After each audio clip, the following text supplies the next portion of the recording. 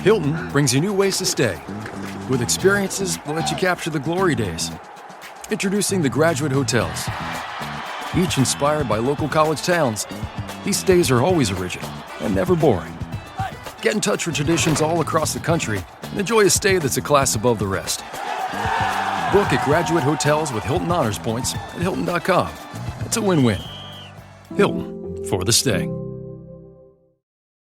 Hi, this is Mike, co-host of Realistic Sustainability, the podcast, which you probably already know, but I'm also the author of A Beginner's Guide to Greening Your Life. That was the book that led to our Facebook page, our Facebook group, and, well, even this show. It offers tips on promoting your positive footprint while decreasing your carbon footprint. So, if you want to read what started all of this, get A Beginner's Guide to Greening Your Life, available on Amazon, eBay, Etsy, or just visit greeningyourlife.org for more information. Thank you for joining the sustainable movement and promoting a greener future.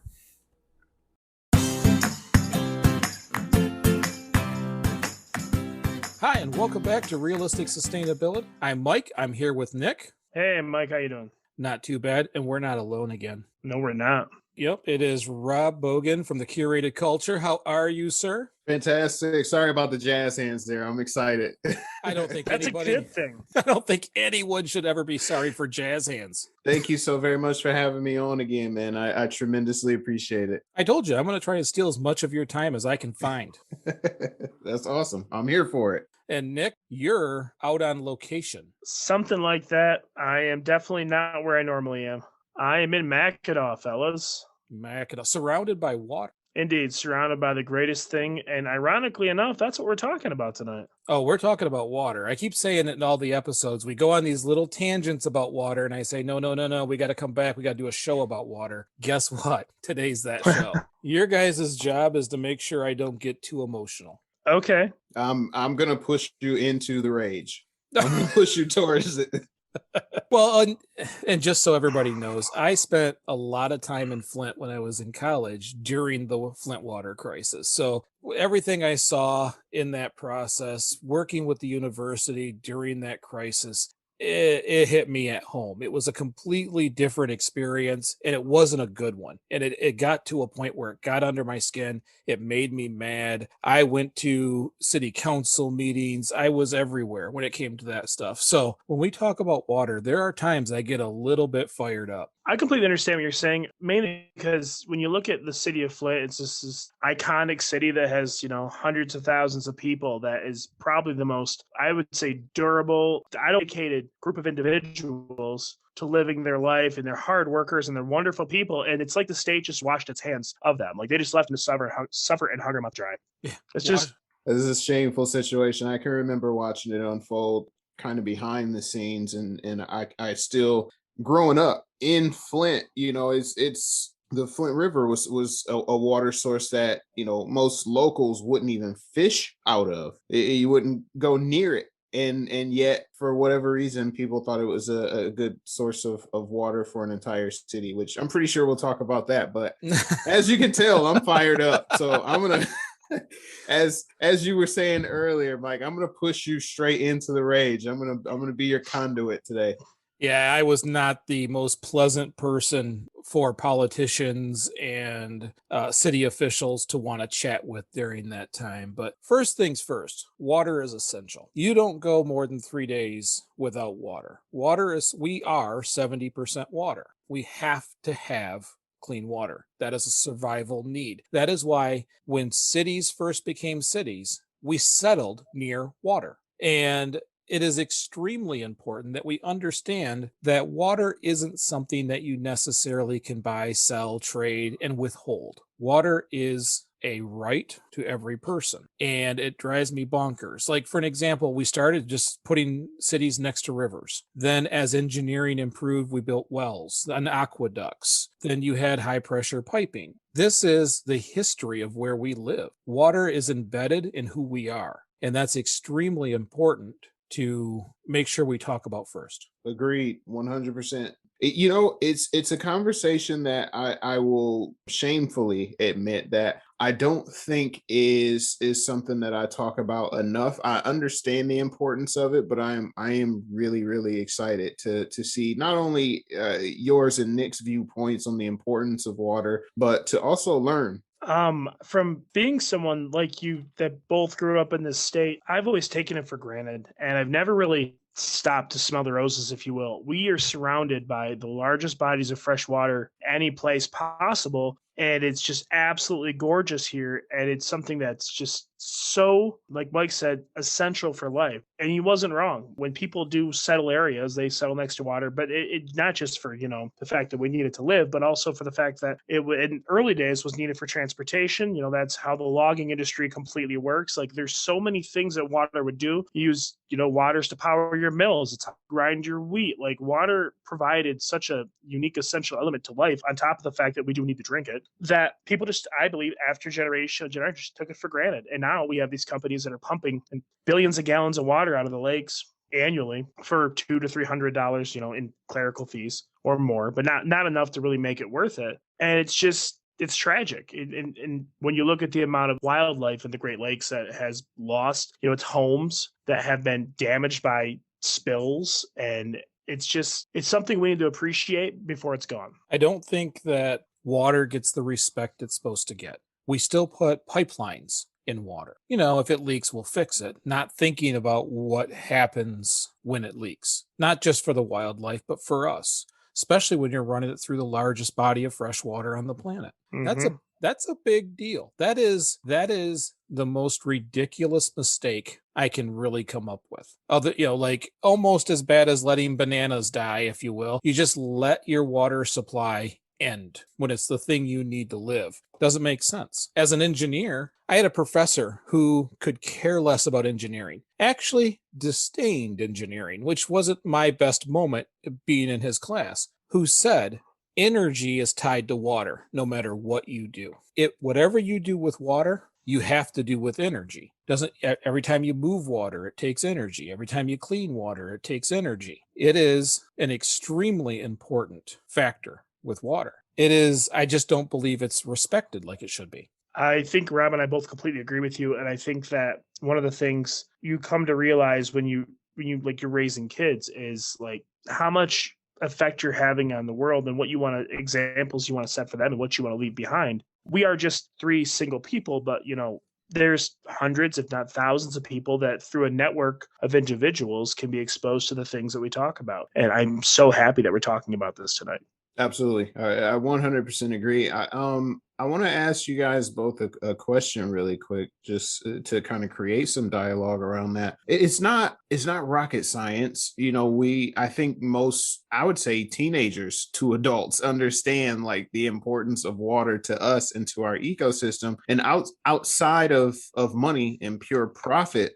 Why do you think it is that water is so disrespected and so underrated in terms of, like people just think it's this infinite source that we have, when we also have evidence out there that shows that, hey, you can run out of this commodity, you can ruin your supply. I think that as a society, we've become so disjointed with the methods and practices it takes to keep the water clean and the power on that people just take everything for granted. I think that the practical and the average person has no knowledge over what it requires to make water drinkable and to make it clean and pure. They don't understand that when you turn the tap on, it's not just magic and it comes out. Yes, you can call a plumber. That's great. But the water has to come from somewhere. Now, if you happen to live in the country like I do, you can have a well, which means you dig extremely deep into the ground until you find a bed of water. You have a pump that pumps it up. Then through a complicated series of pipes that you hope never burst, it goes into your house. That's a lot of science. That's a lot of things that the average person doesn't have to deal with. I just think that when you don't have a practical knowledge over something, you tend to not appreciate it for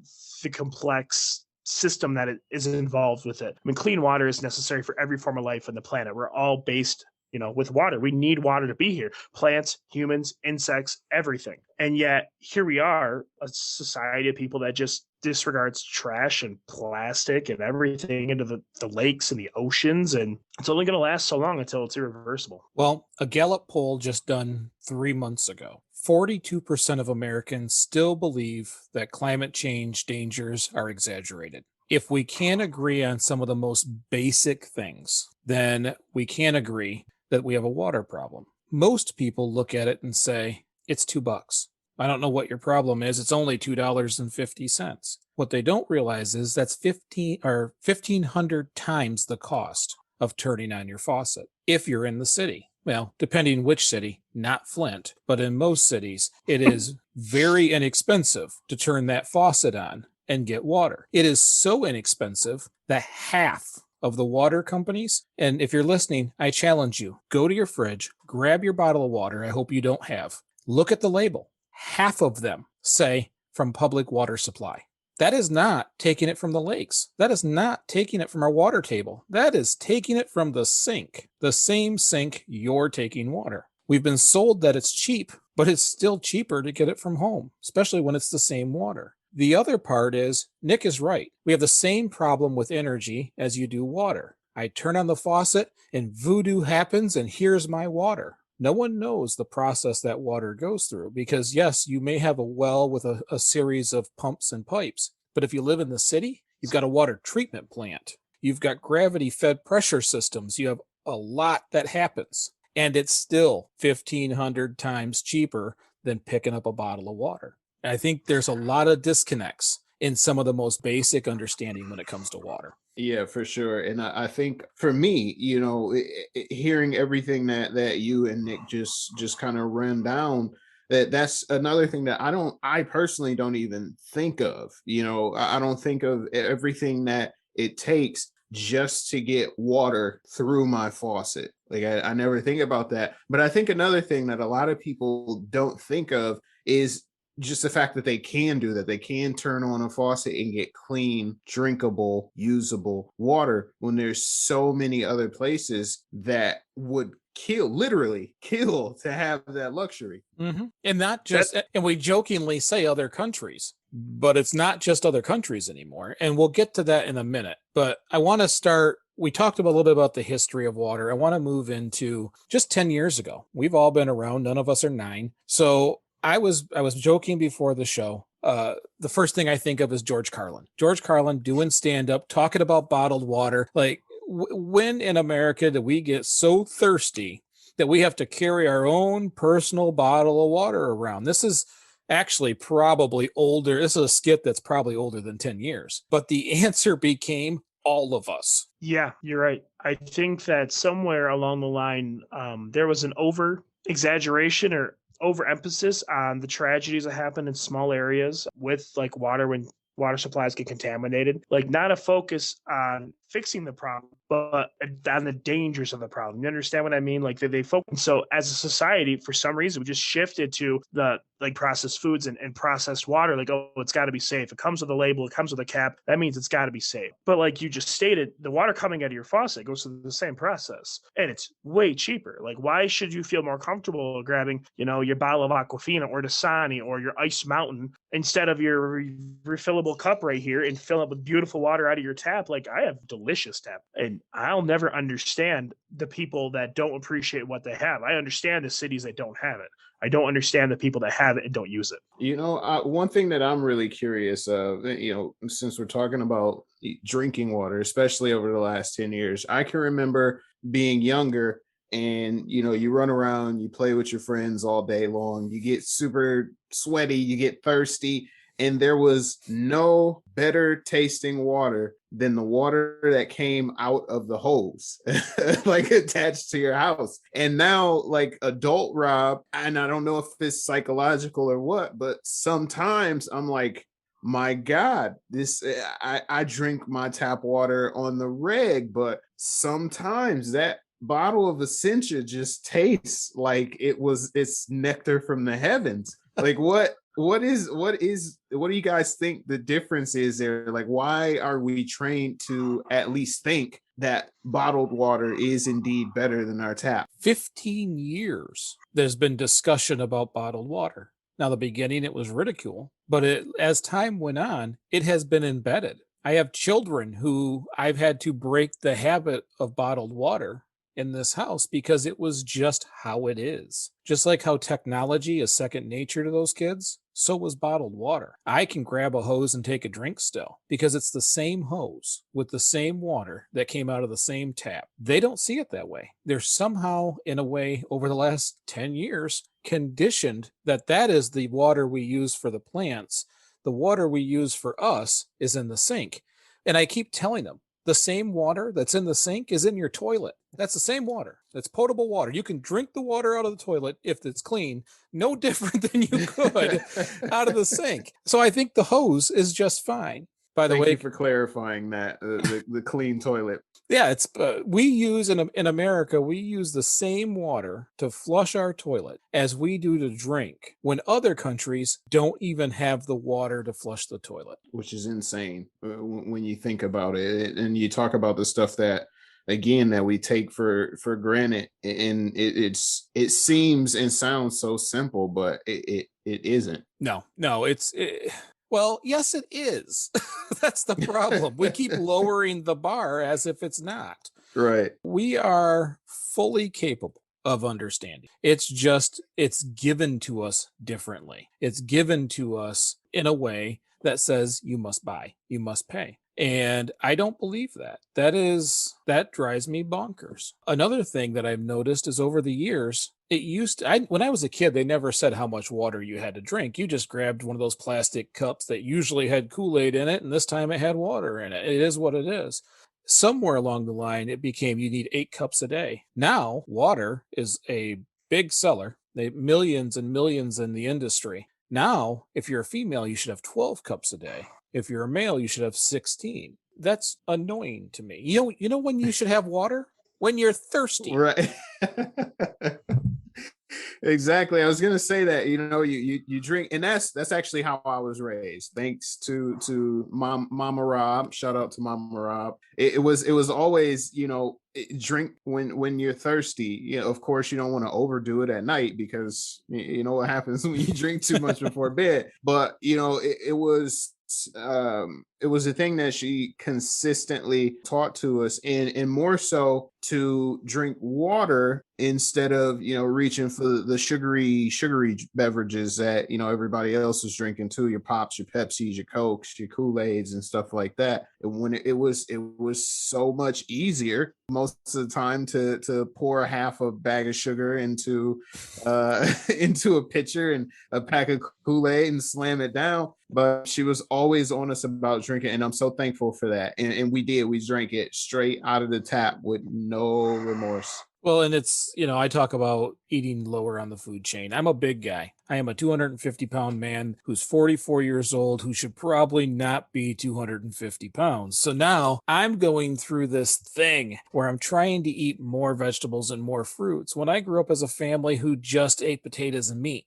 okay, and rice and potato chips and sweet stuff. Now I've taken that one step further and I've cut pop out, carbonated sodas. Well, I drink a lot of coffee in the morning, but come midday, my options, I have a little bit of grape juice. I like grape juice, but for most of the day, I'm now drinking water. And I'm noticing about 2 weeks into it, it starts to taste good, and everything else is a little too sweet. And I think the more we drink water, the more we go back to being accustomed to it. I agree. That was a battle with even with my son. We still have to kind of have him balance it out, because he's like, Capri Sun, and he does now thankfully start to drink water, and we got him a little reusable can as well, just so we're not going through several several cartons of bottled water ourselves. And I think, do you personally think that economic standing has an impact over the types of water that people intake? Absolutely. Marketing plays a part in every part of our lives. Psychology consistently makes changes in what we would want to eat, drink, wear, watch, listen to. I do an advertisement for my book to sell my book. I do an advertisement for this podcast. That stuff always, every time, is going to influence. And when Coca-Cola and Nestle and all these companies have such a stake in a product that has no cost, they're going to push the heck out of it. So, Rob, we lost Nick there just for a second. You were talking about how did we at some point, how did we think that it was bad water coming out of the hose? Nick, did you have something you wanted to say to that?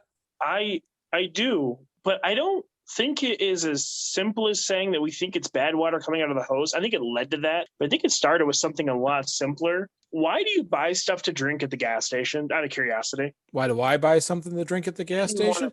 Because, well, I would like to say I'm suddenly thirsty, but I think it's because I suddenly have access to being thirsty. So I'm going to go ahead and pick this up while I'm here. I think this is obviously, I use myself as my own guinea pig, but I think that the first and foremost thing that leads me to drink anything is the notion that it's really cold, and bottled water is forever going to be colder than tap water because it comes out of a refrigerator. So that subtle thing about it makes it more alluring. The people don't even consider that. They go, oh, look at a bottle of water, it's ice cold, and they just drink it. Versus the cold water coming out of your tap. And I think that just that small preference leads you to other supporting ideas that, like you said, people don't think water out of the hose is safe. Every one of us grew up drinking it or spraying each other out, filling balloons with it. Like, it's not like we don't play with it, but it wasn't always like that. And I just had that occurrence while I was in limbo here, watching you guys just kind of robotically move around with no sound. Well, I will say this. When I turn the hose on in the summertime, the first 2 minutes of that water, you don't want to be anywhere near because it is hot. That hose has been sitting out in the summertime. That is some hot water. But there is very few things better than when you're working out all day outside, cleaning up the yard, working on whatever you're working on, and it's 90 degrees. Let that hose run for about a minute and a half, and you will get some of the coldest, most delicious water you've ever had. Because now, first of all, you're exhausted, you're hot, and you're thirsty. But especially if you have a well, that's some cold water. It's cold. It's not that cold. It feels immensely colder because you're outside and you're sweating, so your body's temperature is so much warmer than it would be otherwise. But I agree, it is delicious and it's fantastic. I am a person who does not like to get wet unless I am all wet, like if I'm in a pool or in a shower. But for some reason, you're outside and it's super hot. After the scorching, demon water passes, the cold water feels fantastic to spray yourself off with. Well, water has become big business. So even if you're spraying yourself off, if you do it at my house, the meter's still running. If I'm washing the truck, the meter's still running. Water is now becoming something that is almost always paid for. I have a few more notes. I know you're super surprised that I might take some notes for this, but every time I speak in public about water, I say the same thing. Drinking water has become big business, but has ended up an environmental tragedy. We are using 50 billion plastic bottles a year. Do you know that's 1,500 bottles per second? Wow. And I like to follow that up with just another simple fact. Do you know that every piece of plastic that has ever been produced by man is still on the earth? Because it takes 1,000 years. Actually, we assume it will take 1,000 years for them to break down into their individual elements again. So every piece of plastic that's ever been produced, all 50 billion bottles a year, they're still here. And they're going to be here through many of our generations, if we like it or not. So, yeah, it's funny. I'm watching both of you. We're on Zoom, in case anybody's wondering where some of the silence comes from. I have two shocked faces. So let's start, Rob. What's running through your head? So I mean, this is essentially what I signed up for, to learn stuff, and to hear that statistic in particular is nothing less than startling, because you know, sometimes you hear stuff and it's just so impossible to believe, but then you kind of think about it, and you've read somewhere that you hear the saying, plastic bottles are forever in a landfill when you throw them away. That's why you want to try to recycle it. Or your ocean. And, yeah, exactly. And I'm looking around now and I'm like, I'm surrounded. I'm in my office, my con room, and I got posters behind me. I have peripherals around me. I have collectibles, and everything that I'm looking at right now is encased or wrapped in or protected by plastic. And I'm like, what? It's me. I'm the problem. You will be able to hand that down for 12 generations. I mean, yeah, they at least they hope so. Nick, you had that same look. I do have that same look, but I'll get into that. But I just have to reassure Rob, you're not the only one. Our entire generation is the problem. We often talk about the tragedy of pop culture success. But no, yeah, 50 billion bottles a year is intensely more severe than anything I guess I really ever thought of. My question is, how far back does that statistic go? What year did we hit the 50 billion mark? And how many years, hasn't been since? So, I mean, we're talking 90s, 2000s. Well, no, the 50 billion is as of 2020, but we've been constantly increasing plastic use for 30 years. I mean, it really, really ramping it up 30 years ago. And every time I say it, every single piece, there's not a piece missing. Every single piece that isn't been burnt and put into the atmosphere is still here.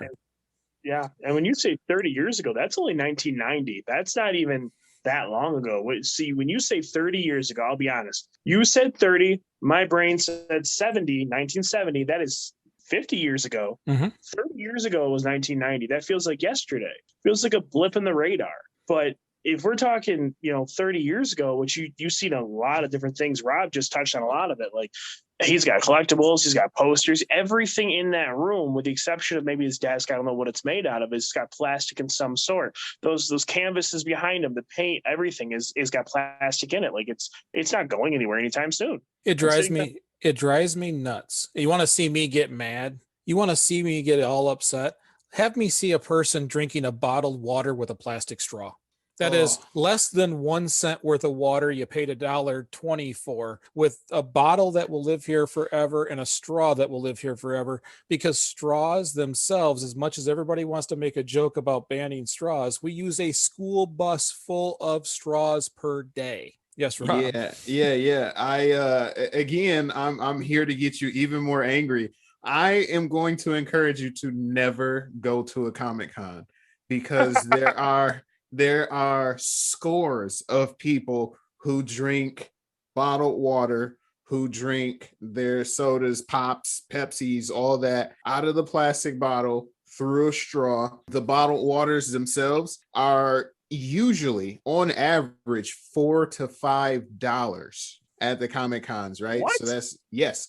And not even for the big, good bottles of water. And I see Mike right now is getting ready to raise, so I'm going to keep talking for a few. But it's not even like the giant good bottles, the 16 fluid ounce bottles. It's for the 8-ounce boys, and they're giving you straws to put in them. And same thing with the Pepsis, the Gatorades, and stuff like that. Those, by the way, are generally $2 to $3, but bottled water is $4 to $5 at the Comic-Con. Now, there is, just to play devil's advocate, there is a method to the madness at cons. Most people are dressed up. They got face paint and stuff like that. They don't want to ruin the costume by putting a bottle up to the face all the time. But still, the sheer amount of plastic waste that happens at a Comic-Con alone is staggering, I assure you. So what you're saying is, if we go one day, how many people are probably there? 200-300 in Detroit? Oh my God, no. If it depends on the con itself. The smallest Comic-Con that I've gone to in Michigan is generally the Grand Rapids Comic-Con. And between a Friday and Sunday, you're going to have between 2,000 to 4,000 people there. Well, I don't know if I can pull that off, but I'm going to look and see how many aluminum straws I can get in bulk, and we should just walk around and hand them out. Hey man, please stop doing that. Bring this to every Comic-Con. Just pretty please with sugar on top. You're filling a school bus every single day. Here's an aluminum straw on us. Because it just drives me nuts. And you know what? Something else you said, that these hairs back here stood up when you said it's not even the good water. It's not even the good water. Water is a unique thing on this planet. It can always be cleaned, and if it's clean, it's water. It is down to its down to its molecules. It's water. Not infused water doesn't make water better. It doesn't matter. Flavor doesn't make water better. What makes water better is if it's clean, and if it's clean, it doesn't matter what the label is. It's still just water. And that's one of the things that always drives, well, that's not the good water. This is the good water. If it's water, it's water. We learn it in chemistry. Right. Because we use water in chemistry because it's a magical thing to begin with, because we can clean it afterwards and use it again and again and again and again. See? Okay. I know. No. I do have to ask you this. Why do you think there's so much, gosh, I have to be the button presser too, I guess. Why do you think there's so much water racism? Like, some people will stay away from spring water and only drink a certain type. Like, no, if it's mineral water, no, if it's distilled, I have to have distilled. I don't want to drink spring water. Does it have electrolytes in it? Because that's what my body needs.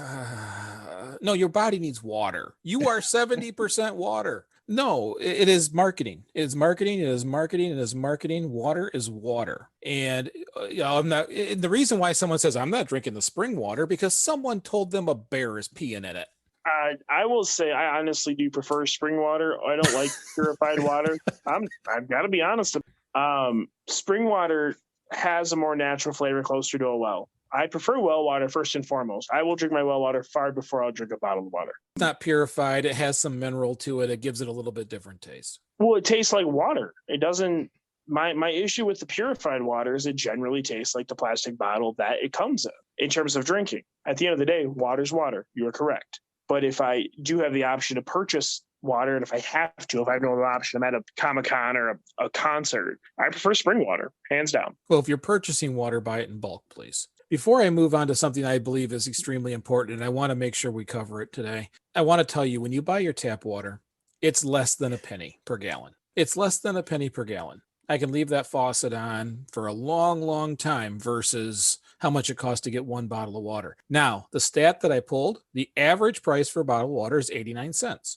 But you know what the max price for a bottle of water is? And it must be at one of your Comic-Cons, because one of those bottles was $8.26. Woof. We are paying, and that's from foodandwaterwatch.org. We are paying just silly amounts. And as we know here in Michigan, companies who take the water pay very, very, very little.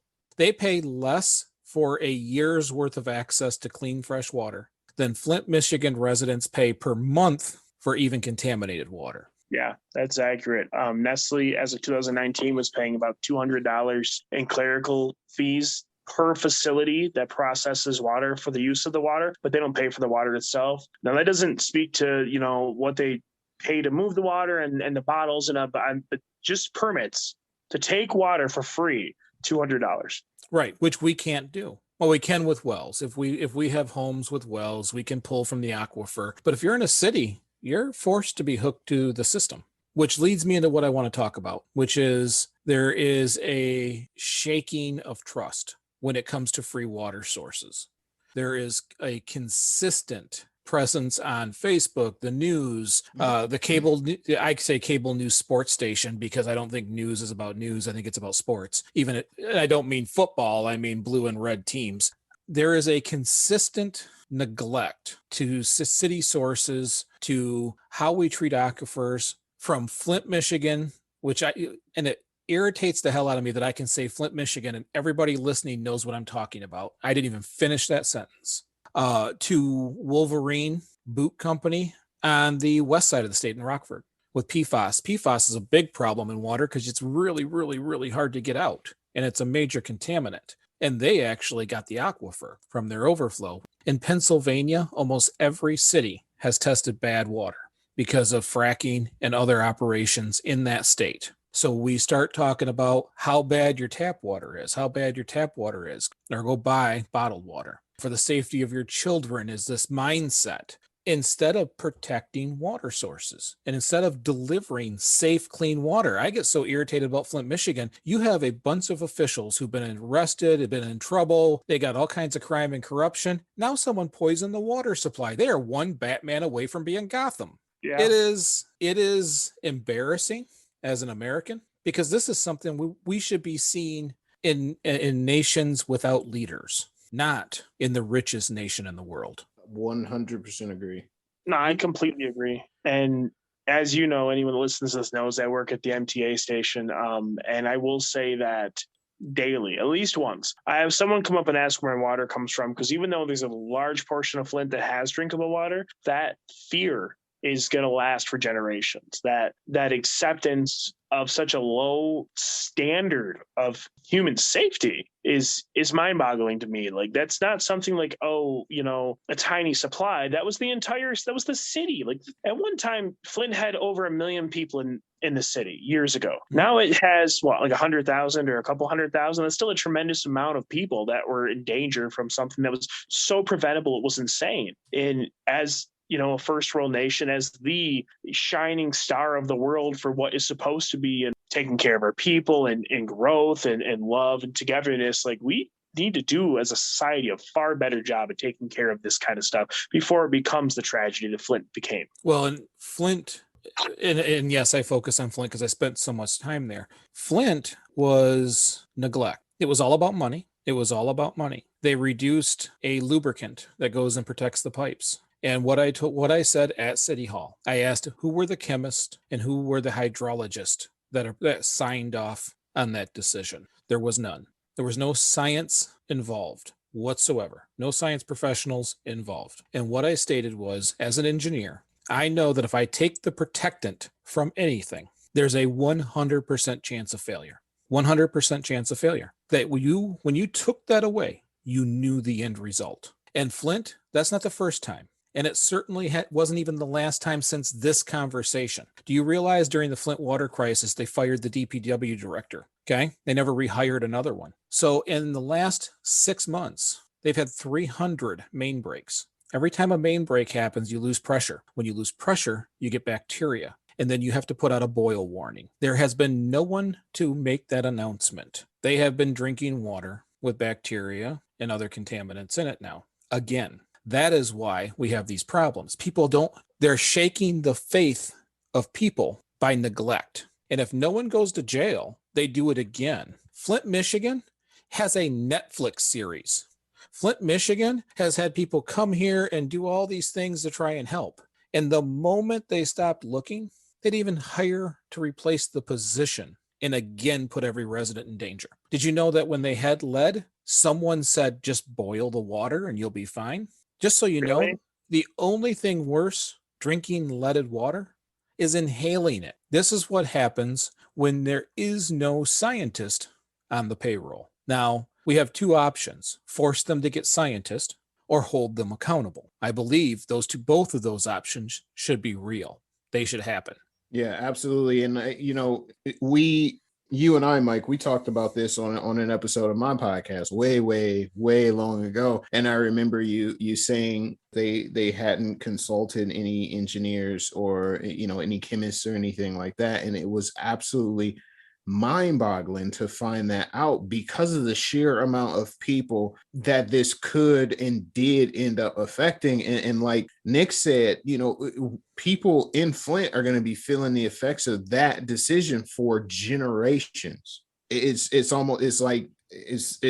buzzword or buzz phrase that's tossed around, but like people are legit going to come out of this with PTSD because of everything that happened. There's children with lead poisoning.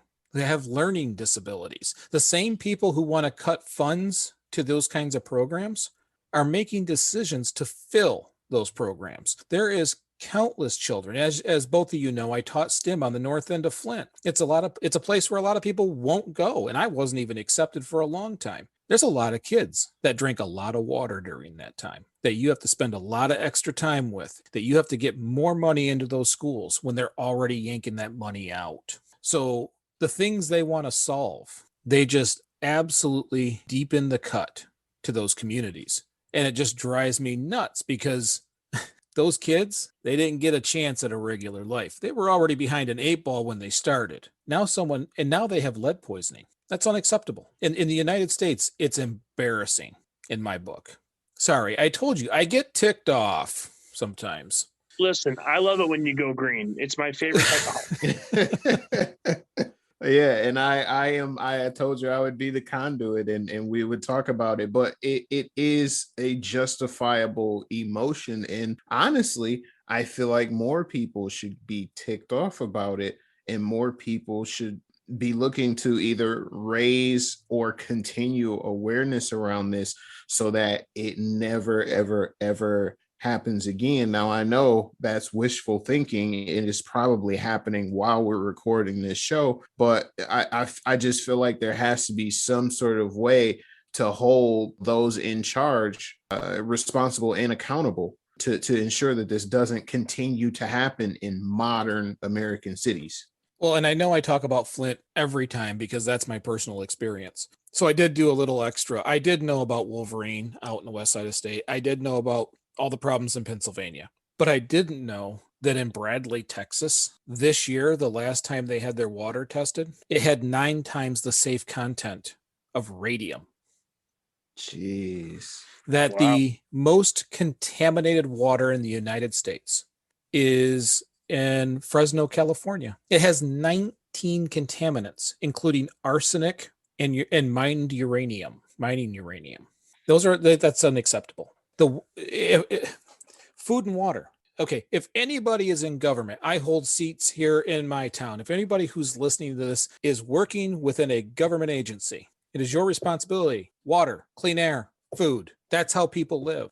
It's simple. Those are the very basics. It is unacceptable that a public water supply would have radium in it or uranium in it or arsenic in it. I'm cool with a little bit of iron. It is not okay to add lead.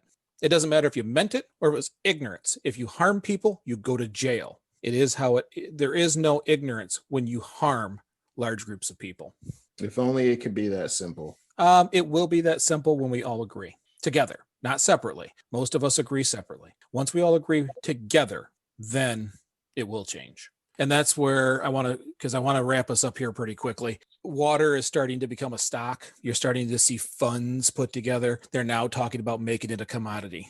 Ladies and gentlemen, it doesn't need to be a commodity. It's something that we need to live. That is not something that we should be trading back and forth, and the price should change by speculation like our gas does. That is unacceptable. I wish you were joking. I really wish you were. Years ago, a big joke or the entire premise of a satire movie was the, canned air.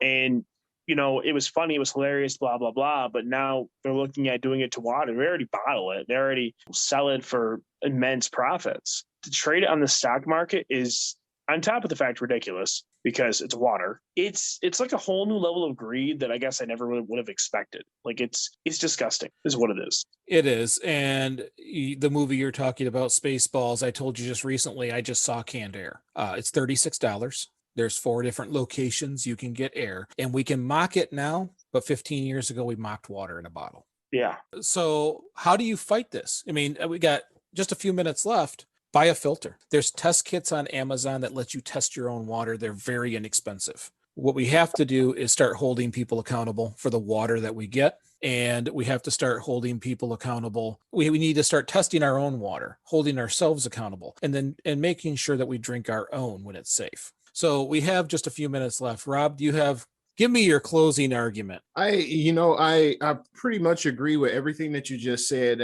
And as you were saying it, there was one more thought that popped into my mind. And I don't think it's something that can be addressed in a few short moments, but I'm going to say it anyway. I think there is another factor that should be addressed, which is, kind of that spread of mis or disinformation about the water that we consume. Like you say, with your kids, there's specific water for washing things. There's specific water for ingestion. There's specific water for other things. And I think once we remove the stigma from water being water, then we can start to actually move forward and cut down on the stranglehold that these giant corporations have. Because as long as somebody can tell us that Smart Water or Essentia or Voss is better than what is in your tap, then we will never truly make progress. I agree, Rob. I think that as a civilization, society as a whole needs to take more than just a second-hand thought Like, take an interest in the life we have. Take an interest in the things around you. Learn about water. Learn about the value, the actual intrinsic value of our nature as human beings, and find reasons for your own life to fight the things that are happening that we don't like. As a society, we need to find our own foothold. Not everyone's going to care about water for the same reasons. You know, the marine biologist isn't going to care for water the same reason as the dad who just wants a healthy supply for his children. It's just, you have to find the reasons to fight for it, and we have to find reasons and things we agree on. As a society, there's tons we can disagree on, but this is something we need to come together on, stand together, and just agree that this cannot happen. We need to change the way it's going and start making improvements to ensure a healthy life for the next generation and the ones after that. This show is about realistic sustainability. Do I think that you're never going to buy a bottled water? No, there's times. We were at the Makers Fair. The only way to get something is to buy it while you're there. There are times. I will tell you, we buy less of it. We buy one and we share because we don't want to do it. And there's a drinking fountain inside. And I'm going to hit that on the way through. I know there's times we need to. But if we only did it when we need to, this wouldn't be a problem. Matter of fact, I don't think companies would be fighting tooth and nail to make it a big deal and make it a huge profit if we only used it once in a great while. If you buy water, buy it in bulk. Get it from your darn neighbor if they have good water. Go fill a jug. If you live in my neighborhood, come on over. I have pretty good water. It's less than $0.01 a gallon. I'll fill up all your gallons. We can do it as a community. It takes a village. We are a village. This country is one big village. We work together. The fact is, water is essential. Buy a filter. Test your water. Own it yourself. Get a rain barrel. There's a lot of things we can do to minimize how much we spend on water. On top of the fact, you'll save money, but you'll also, maybe we can start taking some of this incentive away from business, because I got to tell you, I am a little worried about it becoming a commodity. Things that go into the stock market, it loses its humanity. So I'm going to have to leave it there. We're running out of time. This is going to be our world's longest episode. I appreciate everybody for listening. Rob, we got 3 minutes. Give me a quick curated culture. We got to plug the show. Absolutely. Thank you so very much for having me on again. I am Rob, at Robbie Diesel, on the tweets, on the Instagrams, on the Snapchats, on the TikToks. Make sure that you guys check out the Curated Culture. It is a snapshot of society as a whole. We talk about video games. We talk about comic books. We talk about comic cons and politics and mental health. Every single thing that you would want to sink your teeth into. Breaking news, making news, product reviews. We do every single thing over at the Curated Culture. That's thecuratedculture.com. Thank you so much for being on here. See, I'm the least cool person. We've got the host of Curated Culture. We got the host of Melting Me, Nick Nazarian, down there. Nick, any final words or anything you want to plug? No, I don't want to plug anything, but I do want to say thank you for having us on this. And I think this, all the episodes we've done, this is one of the most important ones that I think that we really probably had to have. And like I say this all the time, we need to get back into it and dig deeper, because there's a lot we didn't cover. There's a lot of things that people need to realize. And this is also something that affects every one of us. I am just fortunate to be able to have this conversation with you guys, and thank you very much. Yeah, I wrote this stuff out thinking, boy, I hope this is enough to discuss, knowing that I'm going to freak out on a half dozen rants. I probably could have had half of this. This could have been a 2-part series, but we're going to revisit it because it's water.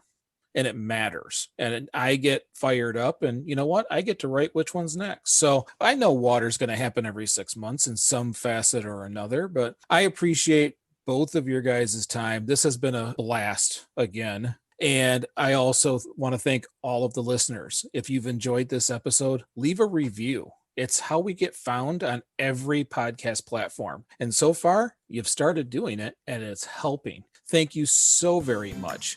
I'm Mike for Rob and Nick. We'll see you next week.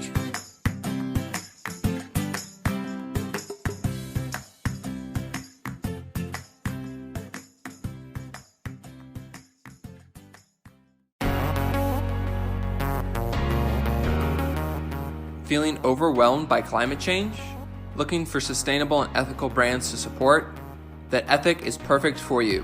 Ethic is a simple browser extension that helps you find sustainable and ethical brands online. Learn more at ethyk.org, ethyk.org.